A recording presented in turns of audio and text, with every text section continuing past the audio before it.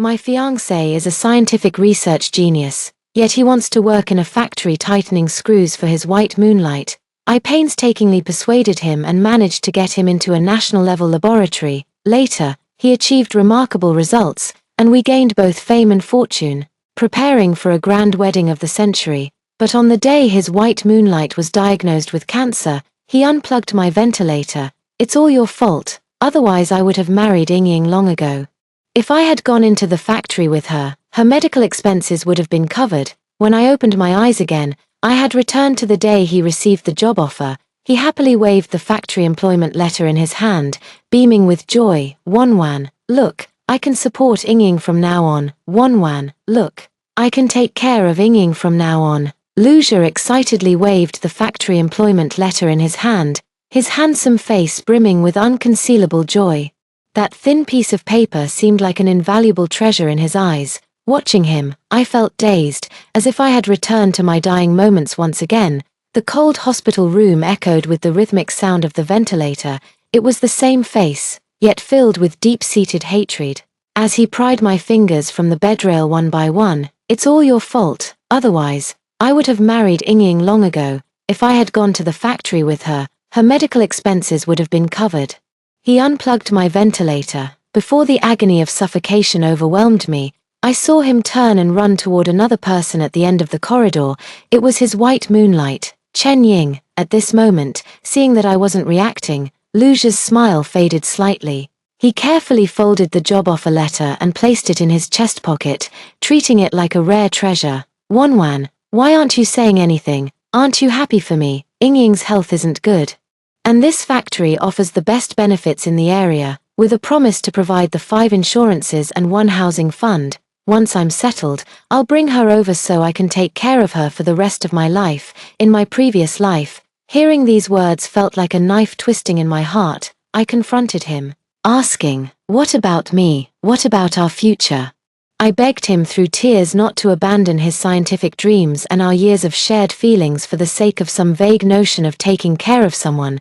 But he called me selfish and said I didn't understand his love. Ridiculous. I pulled back my thoughts, looked at his expectant eyes, and smiled softly. Really? Congratulations then. Luja was stunned. He probably thought I would, like before, try to persuade him with earnest words, or even plan everything out for him. A flicker of surprise flashed in his eyes, quickly replaced by delight.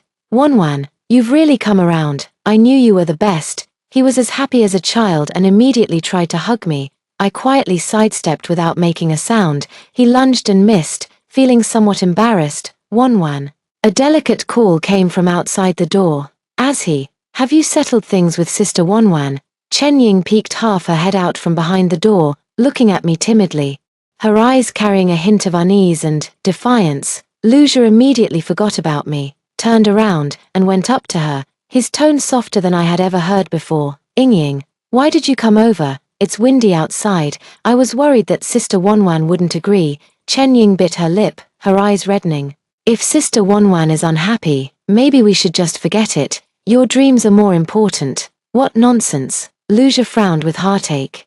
Your health is more important than anything. Wanwan has already agreed, and she fully supports us. As he spoke, he proudly pulled the employment letter from his chest and pressed it into Chen Ying's hands. Keep it. This is our security for the future. Chen Ying wiped away her tears and smiled, carefully stroking the paper before looking up at me with a bright, triumphant grin. Thank you, Wanwan Jie. I watched them with an expressionless face. How wonderful, in this life. I'll let you have your way, wishing you, in the factory, to be locked in. Classmate Su, are you really sure about this? On the other end of the phone, Professor Wang, the head of the national-level laboratory, was full of regret in his tone. A talent like classmate Luja. If he really goes to the factory to screw in screws, it would be a huge loss for the national scientific research community. In my previous life, when this joint admission letter arrived, I was even more excited than Luja himself. To get him into this lab, I used all of my mentor's connections and even attributed my own research achievements to his name, just to give him a substantial stepping stone. Professor Wang was never impressed by Luja. What he valued was the genius resume that I led but was credited under Luja's name. I was the true essence of that offer. He is nothing more than an accessory to me, Professor Wang, I said calmly. I've made up my mind. I am personally willing to accept this offer. As for Luja, he has his own life plans. There was a long silence on the other end of the line. All right, since you insist, Professor Wang sighed, the lab door is always open for you. I'll have HR send you a separate offer immediately. Thank you. After hanging up the phone, I deleted all the photos with Luja from my phone. A full 10 years, from college to graduate school, my world revolved entirely around him. I willingly became the shadow behind him, paving the way for him and clearing all obstacles for him. I thought this was love. It wasn't until the moment before I died that I realized this was called foolishness. Soon, a new email arrived on the phone, National Key Project Laboratory Admission Notice. In the recipient field, there was only my name, Su Wan. I was watching when Luja's call came in. I hung up directly. He persisted, calling over and over again. I found it annoying and blocked him. Before long, the dormitory door was knocked. Chen Ying's voice sounded from outside the door, tinged with tears. Wanwan, please open the door. Are you angry with Azhi? He didn't mean to ignore your call. We were just looking at rental apartments earlier, hoping to move out soon so we wouldn't disturb you. Don't blame him. It's all my fault. I shouldn't have let him give up his dreams for me. She cried while recounting all the things Luja had sacrificed for her. As if I were the one who forced Luja to go work in the factory, I opened the door. Chen Ying probably didn't expect me to be so straightforward. Her sobs choked off as she froze in place. Behind her, Luja was looking at me with an impatient expression. Su Wan, haven't you caused enough trouble? Just because I didn't reply to your message, was it necessary to block me? He took it for granted that I was still throwing a tantrum over his excessive closeness with Chen Ying.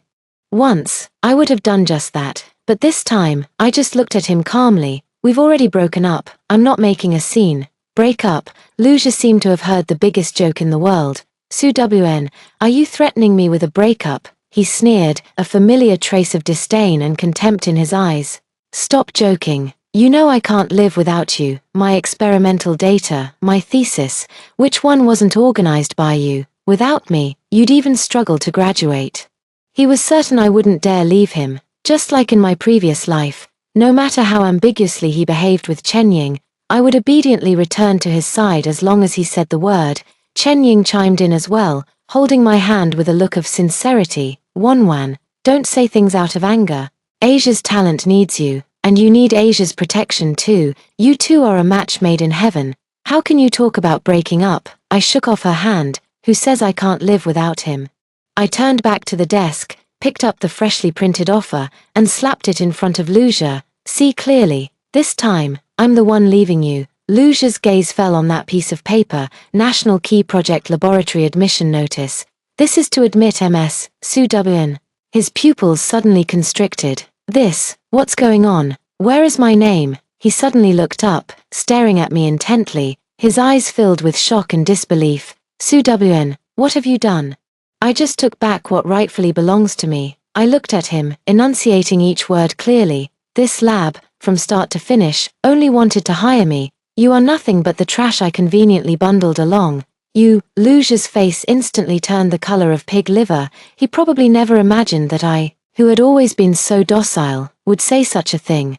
Chen Ying was also dumbfounded. She stammered as she spoke. Wanwan, sis, how could you say that about Azhi? He's so talented. Talented, I laughed. Is his talent crossing my name off the paper we co-authored, or casually turning my experimental results into his unintentional inspiration? Luja's face instantly turned deathly pale. He had done these things flawlessly, thinking I would never find out. He thought I was the fool he could manipulate at will. Su Wan, his voice trembled. You can't do this to me. We're in this together. My success is your success. We're about to get married. Why distinguish between yours and mine? He started playing the emotional card, but having lived through a lifetime, my heart has long grown cold and hard as iron. Save your rhetoric, Luja. Now, you have your broad road, and I'll cross my single plank bridge. Aren't you going to the factory to support your Ying? Go ahead. Don't bother me anymore, Ludequan. We're breaking up. Luja was left speechless by my words. His face turned pale and then flushed. As if he had been stripped naked in public, with all his shame exposed under the sunlight, He probably never imagined that one day, I would speak to him like this. Su-wn. He was so angry and embarrassed that his voice suddenly rose sharply. Do you think I can't get into that lab without you? Don't forget, Professor Wang values me the most. I'll call him right now and tell him it was all a misunderstanding. He took out his phone, his fingers trembling as he was about to dial. I watched him quietly, as if looking at a clown. The call connected. Lucia immediately switched to a humble yet confident tone. Professor Wang, hello, I'm Lucia. Regarding the offer, I think there might be some misunderstanding. Something was said on the other end of the phone. Lucia's expression shifted from confidence, to shock, to panic, and finally turned ashen. No, that's impossible, he muttered to himself, his phone slipping from his hand and falling to the ground. Professor Wang said that after reassessment, they believe my abilities are not sufficient to handle the work in the lab. He suddenly looked up, his bloodshot eyes glaring fiercely at me. It's you said something to Professor Wang, didn't you, you vicious woman, to get back at me. You actually ruined my future. Chen Ying also snapped and lunged to grab my hair, but I dodged by turning sideways. Su-wn, how could you be so cruel? Asia's dream was scientific research. And now you've destroyed everything for him. He just wanted to work at the factory to earn money for my treatment. What did he do wrong? She was crying as if she were a delicate flower drenched in rain, making it seem as though I were the one guilty of unforgivable sins. I looked at the two of them and suddenly felt it was utterly ridiculous. My future. I stepped closer to Lucia, my gaze as cold as ice. Lucia, do you really have something like a future? He was forced to retreat step by my imposing manner. What do you mean? I laughed, so hard that tears almost came out. Who wrote the core algorithm for the Stardust project after working 3 months of overnight shifts? Who found the key data for the theoretical breakthrough in quantum entanglement from a pile of scrap paper? Who helped you complete your nationally gold-awarded graduation thesis, from the topic selection to the data model and every single character in the end? With each question I asked, Lucia's face grew paler. In the end, his face was drained of color, his lips trembling, unable to utter a single word.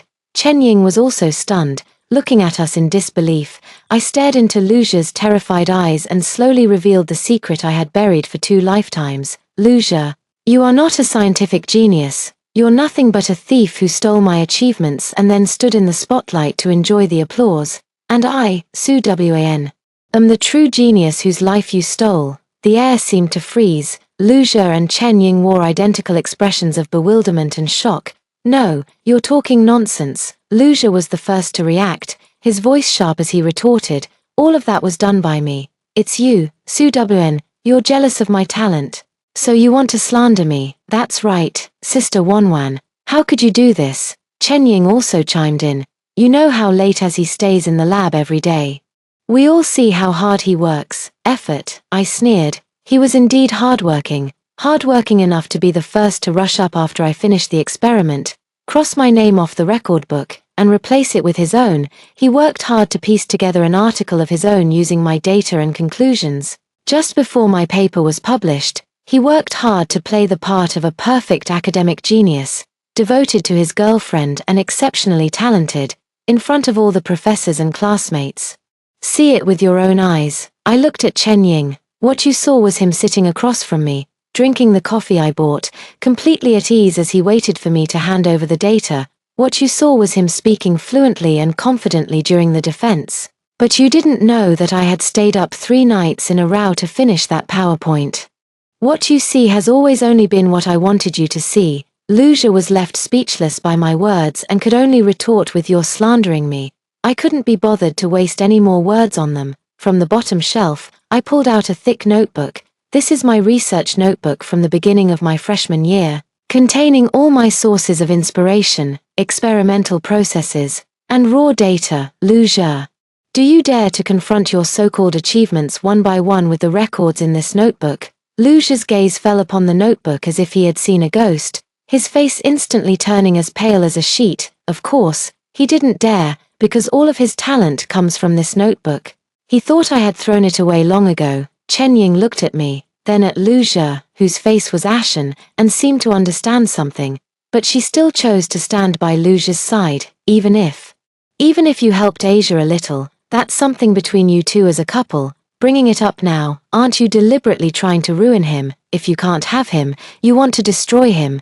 How vicious you are. This godlike logic left me utterly speechless. I looked at this pair of partners in crime, and suddenly felt utterly bored. Get out. I pointed at the door and spat out a single word. Take your thief and get out of my world. Luja seemed to have all his strength drained away as he was half supported, half dragged away by Chen Ying. Before leaving, he turned back, his eyes filled with venom. Su Wn, just you wait. You'll regret this. Regret. I only regret why I didn't see his true colors earlier. After they left, I carefully packed that notebook, along with all my research materials, into the suitcase. There's nothing left here worth staying for. The next day, I dragged my suitcase and boarded the train to a new city. All by myself. National Laboratory, here I come. This time, I will reclaim all the glory for myself. Life in the lab is more pure, yet also more brutal, than I had imagined. Here, the most brilliant minds from across the nation are gathered, each one operating like a high-speed, precision instrument. The project I joined is the Celestial Canopy Project, a highly challenging national key initiative related to spatial information technology. My direct supervisor was Li Wei. Famously known in the team as the workaholic warrior, he was in his early 30s, wore black-rimmed glasses, rarely smiled, and looked at me with undisguised scrutiny and doubt. So you're Su Wn. He pushed up his glasses and tossed a thick stack of documents onto my desk, the one who took Luja's spot. It seems the news of Luja being returned has already spread within the industry. I didn't explain, just nodded. This is the current bottleneck the project is facing. Regarding the over-the-horizon transmission attenuation of the Starlink signal, Li Wei's tone carried a hint of provocation. Our team has been working on this issue for 3 months with no progress. Take a look and get me your preliminary solution within a week. This was a power move. The gazes of the other colleagues in the office also turned toward me in unison, carrying a sense of anticipation for the drama. What real skills could a connected person who relied on connections to push out a talented boyfriend possibly have? I picked up the materials and calmly replied, okay, in my previous life, this problem had also troubled the lab for a long time. At that time, Luja, as a member of the project team, was overwhelmed and at a loss. It was me who, while helping him organize materials, found inspiration from an obscure foreign document and proposed a completely new algorithmic model. Later, Luja became famous overnight with this model, establishing his reputation as a genius, and I remained the unknown figure hidden behind him. This time, there was no Luja. I will personally place this glory upon my own head. I locked myself in the research room for 3 days and 3 nights. When I was hungry, I took a few bites of bread. When I was tired, I slept for a short while with my head on the desk. My brain, like a supercomputer that had been dormant for a long time and was reactivated, was running frantically. Those talents and inspirations that I had deliberately suppressed and hidden surged out like a bursting flood. I no longer needed to worry about Luja's fragile self-esteem.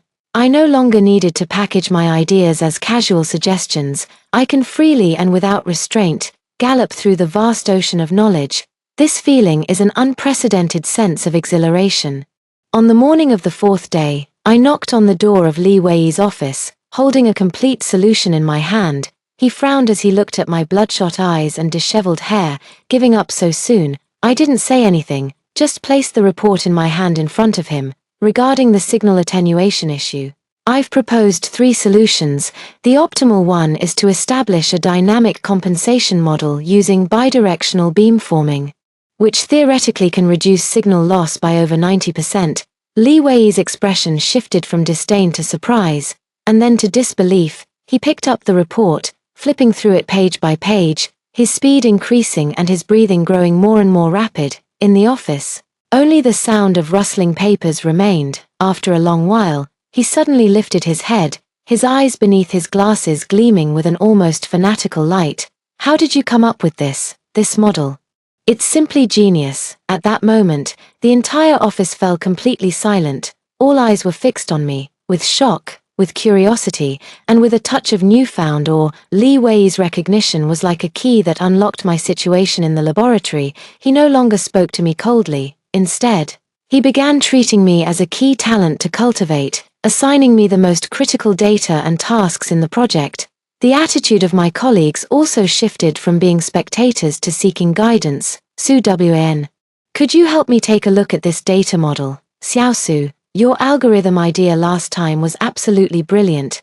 Could you explain it to me? I'm not keeping any secrets. In the academic world, it's through communication and collision of ideas that more sparks are generated.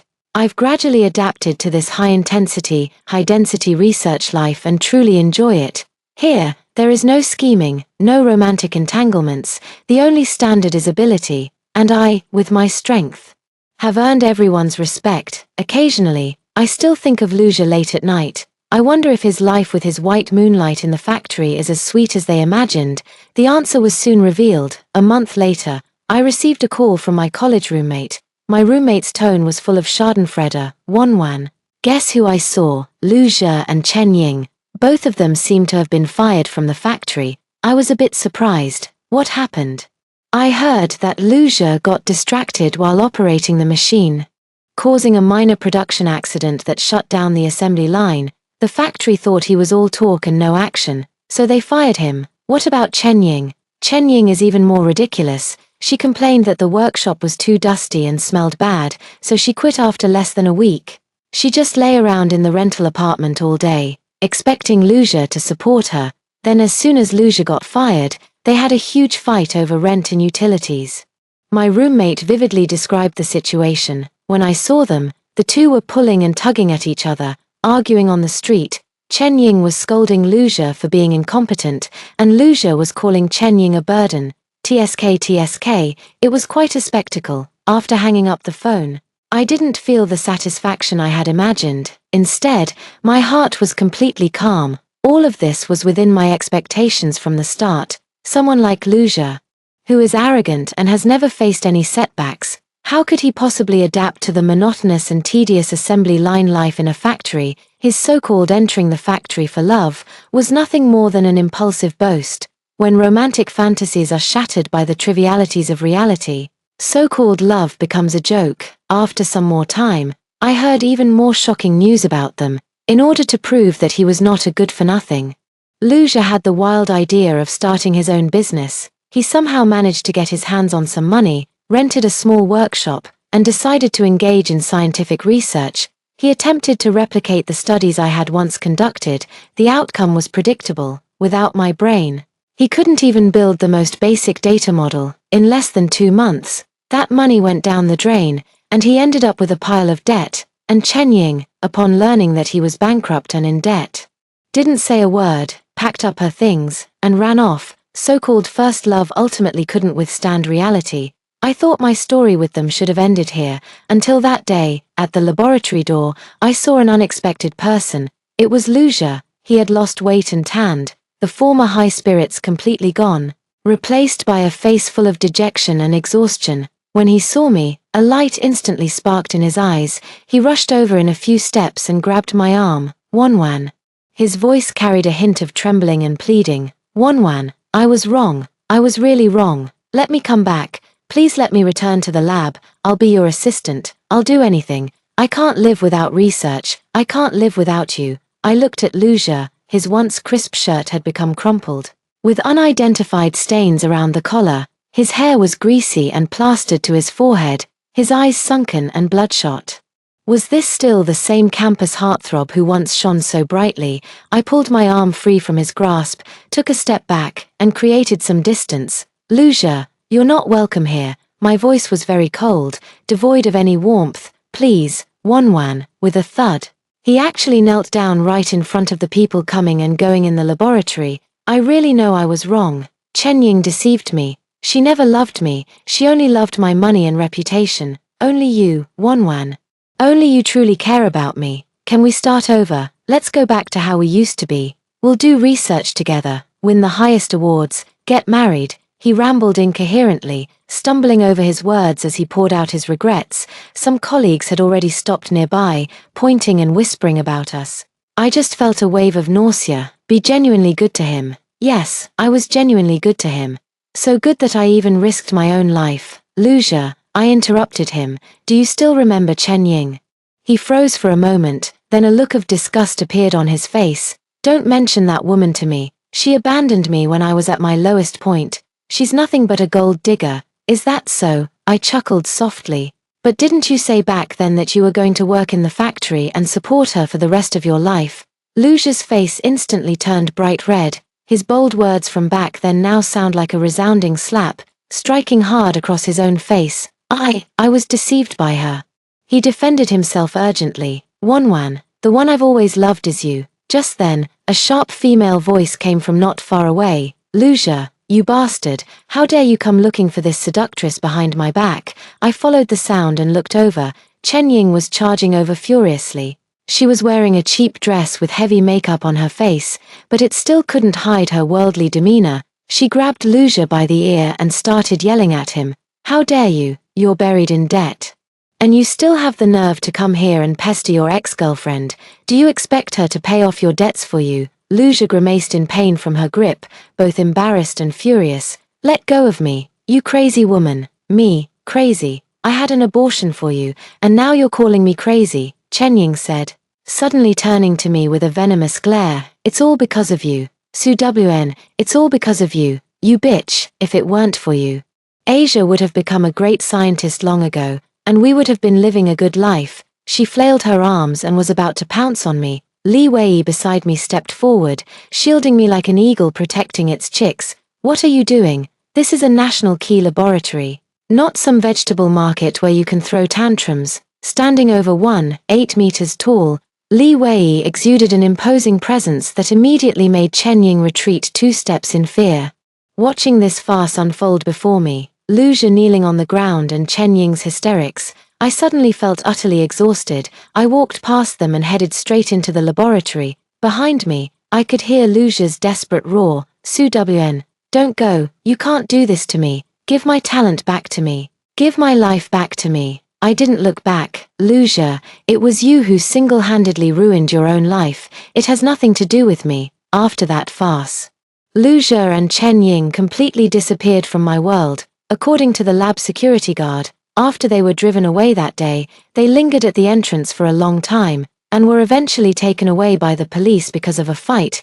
My life has finally returned to peace. In the Celestial Canopy project, I was like a fish in water. Li Wei exceptionally promoted me to be the head of the core algorithm team. I led a small group and overcame one technical challenge after another. Our team's research achievements have attracted widespread attention in the international academic community. I have transformed from an unknown person with connections into a somewhat renowned young scientist in the industry. Dr. Su, occasionally, when alone late at night, I still think about the person I was in my previous life, that timid, insecure girl who was accustomed to hiding in Luja's shadow. Despite possessing a brilliant mind, she was afraid of standing in the spotlight and becoming the center of attention due to the childhood trauma caused by her family of origin. It was Luja's appearance that gave her a perfect protective shell.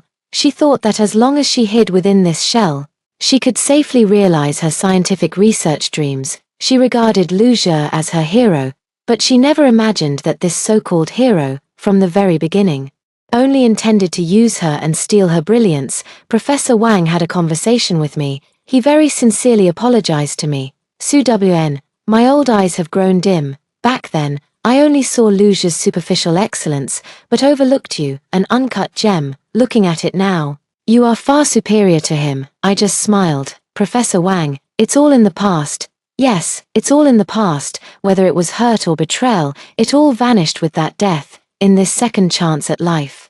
I only want to live for myself." 1 year later, the Celestial Canopy project achieved a breakthrough.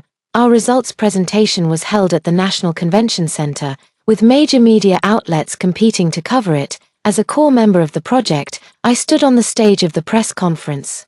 The spotlight was on me, and as I looked at the countless flashing cameras and focused eyes in the audience, I felt not a trace of nervousness or fear. There was only an unprecedented sense of calm and composure. After the press conference, I gave an exclusive interview to a major media outlet. On television, I was dressed in professional attire, confidently and calmly answering every professional question from the reporter. The headline of the news reads, "Celestial Goddess, Dr. Su Wn, China's youngest space information technology expert. I know that at this moment, Lu Zhi must have seen it too. I don't know what is thinking. Is it jealousy, regret, or resentment? But all of these have nothing to do with me anymore. We have long been people from two different worlds. I thought our entanglement would come to an end here. Until that day, I received a call from an unfamiliar number. On the other end of the phone was a weak yet urgent man's voice. It was Lu Zhi. Wanwan, save her, Yingying, she has cancer. Hearing the word cancer, my heart still couldn't help but ache. The same illness, the same point in time. History always seems to repeat itself with eerie similarity. Only this time, the person lying on the hospital bed awaiting judgment was someone else. Wanwan, I beg you, you're a great scientist now. You must have money, right? Lu Zhi's voice was choked with tears, filled with desperate pleading. The doctor said the treatment will cost a huge amount of money. We simply can't afford it. As long as you're willing to save Yingying, I'll do anything you ask. I'll serve you like a beast of burden. I'll give you my life. Serve like a beast of burden. Give me your life. I almost laughed out loud. In my previous life, he said the same thing. He knelt before me, begging me to save Chen Ying. My heart softened. I used all my savings, even overdrew future project funds, to arrange the best hospital and the best doctors for Chen Ying. But what was the result? In return, on the day Chen Ying was diagnosed, he unplugged my ventilator. Because he believed that if I hadn't stood in his way back then, he could have entered the factory with Chen Ying earlier, saved enough money, and Chen Ying wouldn't have been diagnosed so late, only at an advanced stage. He blamed all the guilt on me. How absurd. Lu Zhi, I said calmly. What does her having cancer have to do with me? There was silence on the other end of the phone. Lu Zhi probably didn't expect me to be so indifferent. Su Wan, how can you be so heartless? His voice suddenly turned sharp. That's a human life. Now that you've achieved success and fame, have you forgotten the feelings we once shared? If it weren't for me back then, would you even be where you are today? I was completely amused by his shamelessness. Lu Zhi, have you forgotten who caused your current misery? You gave up the opportunity to enter the lab for her and chose the factory back then. Now that she's sick, you come to me for money. Is there such a good deal in this world? He was left speechless by my words. After a long time, he changed his strategy and started playing the victim. Wanwan, I know I was wrong. For over a year now, I've been living a life worse than death. I've been chased by debt collectors, ridiculed, living like a dog. Yingying. She knows she was wrong too. She curses herself every day, saying she shouldn't have come between us. Could you please just take pity on us? I listened quietly, with no emotion in my heart. If I had known it would be like this, why did I do it in the first place? The path was chosen by themselves. The bitter fruit, naturally, should be tasted by themselves. All right then, I pondered for a moment before speaking. On the other end of the line, Lu Zhi immediately held his breath, as if grasping at a final lifeline. I'll transfer some money to you. Really, Wanwan, I knew you were the best, he exclaimed ecstatically. However, I changed my tone. This money isn't for Chen Ying's medical treatment. This money is to sever all past grievances between us. During our 4 years of university and 3 years of graduate school, you treated me to the cafeteria 45 times and ordered takeout 27 times, totaling 386 yuan. I'll round it up and transfer you 3,000 yuan. From now on, we owe each other nothing. After saying that, I hung up the phone without waiting for his response. Then, I opened the banking app and transferred 3,000 yuan to him. Note, breakup fee, goodbye and good riddance. My actions clearly infuriated Lu Zhi completely. The next day, the internet was flooded with negative news about me. Shocking, celestial goddess refuses to save a life, ex-lover pleads in vain. White moonlight on the brink of death. Behind Dr. Su Wan, the research genius, abandoning her critically ill boyfriend, cold-blooded and ruthless as a snake, uncovering Su Wan's rise to power, stealing her boyfriend's achievements. Climbing to success on the bones of others. In the news, Lu Zhi and Chen Ying are portrayed as a tragic, star-crossed couple. Lu Zhi reluctantly gave up his scientific research dreams in order to treat Chen Ying's illness, and I am the toxic ex-girlfriend who stole his achievements and kicked him while he was down. In the video of their interview, Chen Ying lay on the hospital bed, her face pale and her breath faint. Lu Zhi, with reddened eyes, faced the camera and tearfully accused me of my crimes. She stole everything from me, my research, my dreams, my life. Now, Ying is on the verge of death. I just wanted to beg her, for the sake of our past relationship, to save Ying's life. But she only gave me 3,000 yuan and called it a breakup fee. How could she be so heartless? Public opinion exploded instantly. Countless netizens, unaware of the truth, flooded my social media and the official account of my laboratory, subjecting me to a frenzy of insults and attacks. The female heart is the most venomous. You look decent enough, so how come your heart is so black? A scientist with such rotten character doesn't deserve to work on national projects. Get out of the research community. The lab's phone was ringing off the hook. Professor Wang and Li Wei came to talk to me under immense pressure. Their expressions grave. Su Wen, we believe in you. But the pressure from public opinion is too great, and the higher-ups have already started asking questions. What do you plan to do? I looked out the window, my expression calm. Professor Wang, team leader Li, give me 1 day. I want to hold a press conference. Everyone thought I was going to defend myself. At the press conference, camera flashes went off continuously, and countless microphones were shoved in my face. Dr. Su. Are the online accusations that you stole Mr. Lujia's scientific research true? Aren't you truly indifferent to Ms. Chen Ying's condition? Some say you are the modern-day version of Chen Shimai. What is your take on that? I did not answer any questions. I simply walked to the front and bowed deeply to everyone. Then, I turned on the projector. Before answering your questions, I would like to invite everyone to listen to a recording first. The venue instantly fell silent. An audio waveform appeared on the projection screen. Immediately afterward, a strange yet clear sound spread throughout the venue through the speakers. It was the rhythmic beeping of an electrocardiogram monitor. There was also a man's voice, filled with deep-seated hatred. It's all your fault, otherwise. I would have married Ying long ago. If I go into the factory with her, her medical expenses will be covered. As the words faded, there was a sound of struggling, followed by the sharp hiss of the ventilator tube being pulled out. Finally, the heart monitor emitted that piercing, continuous tone. The sound marking the end of a life. Beep. The entire room fell into a deathly silence. Everyone was rendered speechless by the sudden, death-filled recording. A reporter shakily raised his microphone and asked, What is this? I looked at Lujia's face in the audience, twisted with shock and fear, and slowly began to speak. This is my last words. To be precise, it is the last piece of audio information recorded in my brain before my death in my previous life. My final research project before my death was the human brain black box, aimed at recording the neural signals at the moment of human death and converting them into sound waves and images. It is an honor. I am the first, and the only, successful experiment of this project. My words exploded like a heavy bomb throughout the entire venue. Everyone went crazy. Previous life.